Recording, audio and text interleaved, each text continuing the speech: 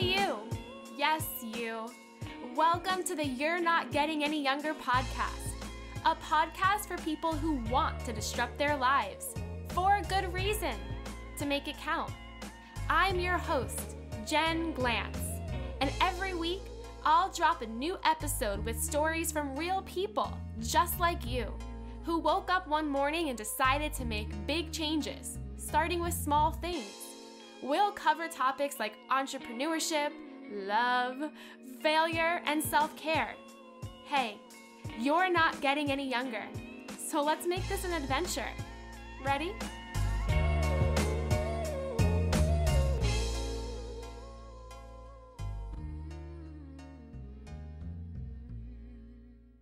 Hey, any youngers, it's me, your host, Jen Glantz, back with another episode of the You're Not Getting Any Younger podcast. Do you ever hear people say that in passing? They'll say, you're not getting any younger. And are you thinking to yourself, I know, because my friend Jen has a podcast with that name, and she reminds me every single time I hit play on the episode. By the way, thank you for listening to this episode. Thank you for hitting play on it. If you haven't already, there's a button on your Spotify, on your Apple Podcast, on wherever you're listening that says subscribe. Look at your phone right now, look at your desktop computer and hit that button. What does that mean for you? It means that once a week when a new episode comes out, it's just going to automatically download it to your phone. What does that mean for me? Well, it just means that you and I are connected in this podcast world. That's really it. But it does help this show out so much. It helps our rankings. It helps more people find us. And it means the absolute world. Another big goal I have, if you've been listening, I want to get 200 reviews of the podcast by the end of the year. We have less than 100 days left, and I really need your help. As of right now, on Apple Podcasts, on iTunes, we have 169 reviews. I'm asking you, if you can, right now, look down at your phone and just give this show a simple, short, and quick review. Wow, that would just mean so much to me, and I just want to hit that goal. We've been podcasting for over 3 years, and that would be an amazing 2021 goal to hit. The theme of this week's episode are people from our past. All of us have people in our past that we've let go of, that we don't see anymore, we don't talk to, that are just becoming, they're almost ghosts of our past for whatever reason. When I think about all of the people I've come in contact with in my 30 plus years, the majority of the people I have loved, I have befriended, are no longer in my life. And I'm guessing that's the same for you. You know, I'm sure you have a core center of people who you adore and trust and love, but there's so many other people you've come in contact with over the years that aren't main characters in your story anymore. And a lot of those people drift away. We never see them anymore. We don't hear about them anymore. Maybe a few of them you're Facebook friends with, and occasionally you see them post an update about their life. Maybe a couple of them you walk by on the street and you say to yourself, wow, that person and I, one time in our lives, were really close friends. And now we both look to the left, we turn our heads, and we just pass each other by. But then there is a select category of people in your life who have left your life or you have left theirs. And there's still this lingering sense of emotion and pain, unanswered questions, curiosity, unsolved business, and just so much more. I bet if you really thought about it, you could pick that 1, 2, 3, 5 people who fit in that category. These are people who you really don't think you will ever hear from again. These are people who, if they did see you on the street, they would do everything they could to potentially avoid you, and you would do the same. These are not people who you ever expect to one day show up as a text message on your phone or a missed call. These are people who left or you left them, and that is it. And the rest of your life, you'll probably never know how it was going to end or what was going to happen, or you're never going to get any closure. One of those kinds of people reached out to me last week after 6 years of not speaking. In fact, the last time we did speak, there were some pretty rough things that were said. So much so that it was very clear from both parties that this would be the last time we would probably ever speak. And it wasn't whether or not we were both okay with that. It was that this friendship, this relationship, this thing was done. That was the only closure that we had, was this thing was done, and both of us had really tough and painful and emotional feelings toward one another. There was not closure. There was not a period at the end of the sentence. This story just stopped being written in a very abrupt way. Well, this person reached out to me one day during a month that was really tough for me. The month of August was personally really, really, really, really tough for me. And there was one day in the month of August that was especially tough for me. And of course, because this is just how the universe and the world works, I looked down at my phone while eating lunch and saw that person's name. I was shocked. I was so incredibly shocked because not only was I experiencing a really tough time in my life, I was very stressed out, very tired, very emotionally exhausted, but I had thought I had a little bit control over my day, my life, my week, until I saw my phone and that person's name was there. Again, this was a name I never expected to hear from ever again. But this person reached out, and this person sent me a text message asking for my help. And the help that they needed was a situation where there was nobody else that they could ask. It doesn't necessarily matter who this person was, by the way, or what the context of their ask was. It just matters that this was a person that I ended things in a very bad way with 6 years ago. I have not seen or spoken or heard from since, now showed up on my phone. The other thing I will add that I'm not sure makes this different for this part of the story is that both of us mutually blocked one another on social media. On every single possible social media channel, from LinkedIn to TikTok to Snapchat, we both mutually blocked one another. So I really did not get to see this person or talk to this person or even know what this person was up to. I had no idea where this person lived, worked, anything about this person, and it's been 6 years. So their name shows up on my phone. I read the text message about 15 times.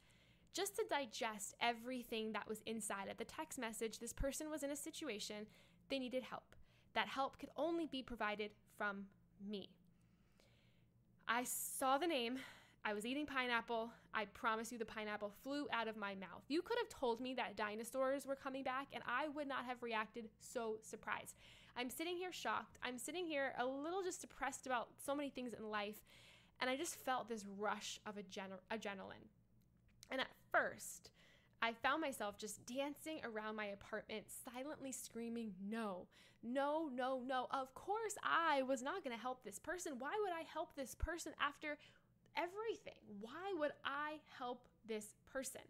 I should also add that this person wasn't in any kind of danger. This person wasn't in any type of situation where, if I didn't help them, they wouldn't be okay. It was the kind of ask where they needed help. I was the only person that could help for this situation. And if I had said no, it would have just been a bump in the road for them. It wasn't going to be a situation that would be trouble for them. It would just be an annoyance for them. That's sort of the situation we're dealing with. So I did not have to say yes. And I figured saying no, or actually saying nothing at all, is probably the route that I wanted to take.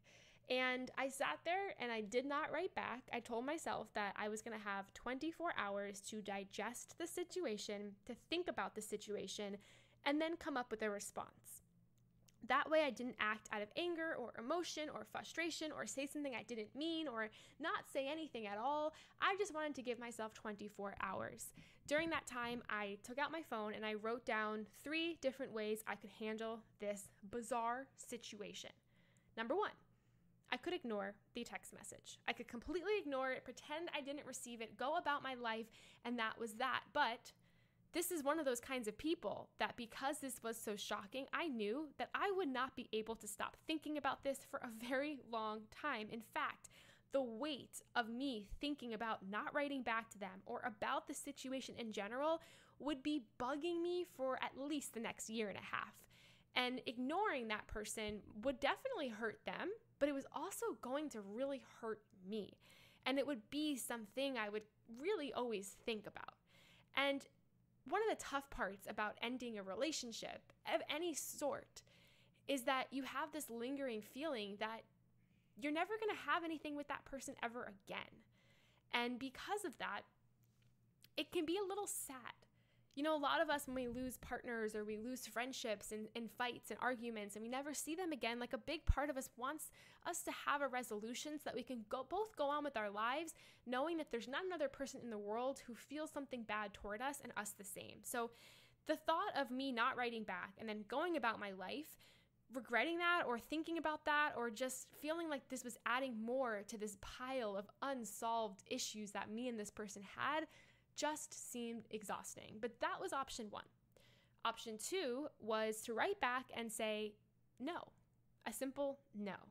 And if anyone was really invested in this situation, any friends, I thought they would tell me to choose that route of just saying no.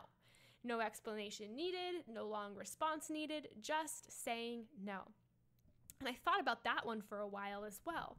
And when I thought about that category, I couldn't help but think about how much courage and stress and emotion this person had to feel and had to go through before sending me that text message. For this person to reach out and ask for help, it must have been something that they went back and forth with, that they fought with for a very long time. So when I thought about that, I started to feel this weird sense of, compassion and sympathy for this person, which is so unwarranted. And it is such the kind of person that I am to feel that way. But by saying no, not only was I going to not help them, but again, I might look back and think to myself, Jen, like, was that the nice thing to do? Was it even the right thing to do? Was it the kind thing to do? Even people in our lives who have hurt us, it's not always so black and white. We don't always want to leave them out stranded without, throwing them a life jacket once in a while. And I don't know, I think that relationships are so complicated that it's not always so easy to know how to react and respond, and there's never really a right or a wrong, but I did consider the no. Option number 3 was to write back and provide the help that I was able to provide, not go above and beyond, not offer more than what was asked, but to simply provide what was asked. That option seemed like the mature route to go down. That option seemed like I was going to put aside my ego and my feelings and do what was right. And that was also the hardest option to go with because this is so complicated, being able to be the hero for a person that you don't really want to be anything to is not a fun feeling either, is a weird feeling. So I wrote down these 3 options, and then I decided, even though I'm a person who I go with my gut, and I knew what my gut wanted. After I sat with this situation for about a day, I knew what I was going to do. But I wanted to run it by a couple of people. Number 1, Adam. And number 2, 2 different friends of mine who I feel are very much morally correct and morally positive, and people who I look up to because of how they handle situations when I otherwise would handle them out of emotion. So I asked all 3 people, and all 3 people said the same answer that my gut was saying, which was to say yes. This was probably not only one of the most mature things I've ever done in my life, but it was one of the things I did where I felt like I was making the right decision. And I could justify this all day long to you as to why I offered to help, but that doesn't matter either. I think what matters the most is that we sometimes realize that life is such a game of courage and forgiveness, of kindness when you're programmed to react with anger.